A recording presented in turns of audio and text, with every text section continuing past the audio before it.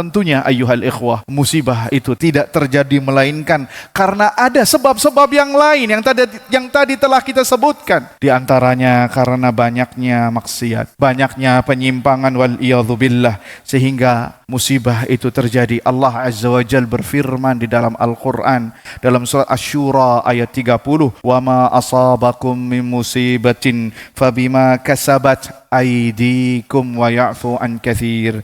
Dan apa saja musibah yang menimpa kalian itu disebabkan oleh perbuatan tangan kalian, yakni sebab yang zahir dan sebab yang batin. Sebab yang zahir jika banjir bandang karena penggundulan hutan disebabkan oleh ulah tangan manusia, dan juga sebab yang non-zahir batin karena banyaknya kemaksiatan, pelanggaran terhadap hak-hak Allah Subhanahu wa taala, sehingga Allah Azza wa Jalla, pengatur alam semesta ini, berkehendak melakukan apa yang Dia inginkan karena larangan-larangannya dilabrak oleh manusia.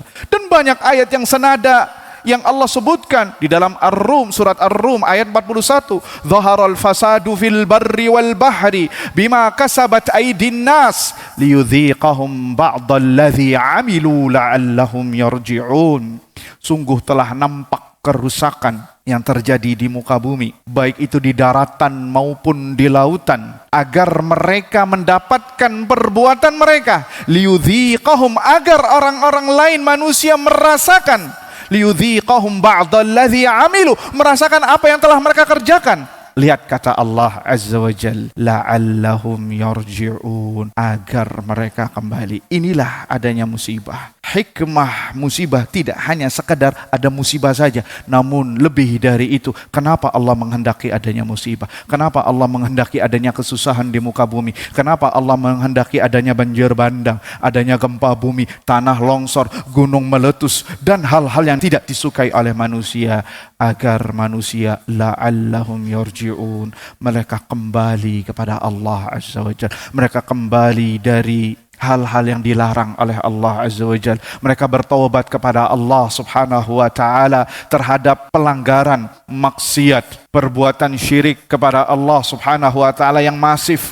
yang masih banyak dilakukan di zaman kita sekarang. Perbuatan maksiat zina yang merajalela, minum khamar dan dilegalkannya khamar di beberapa tempat, uququl walidain, durhaka kepada orang tua, meninggalkan salat, enggan membayar zakat, memutus tali silaturahim, perjudian, praktek riba yang merajalela, mengurangi takaran dan timbangan, mengumbar aurat bagi wanita, dan lain sebagainya. Kalau kita sebutkan satu persatu terhadap pelanggaran yang dilakukan manusia di zaman sekarang ini, maka mungkin kita bisa berputus asa dari rahmat Allah Subhanahu wa taala, saking banyaknya pelanggaran yang dilakukan. Oleh karenanya maka Allah Azza wa Jalla menegur kita semua dengan musibah agar kita kembali, la'allahum yarji'un.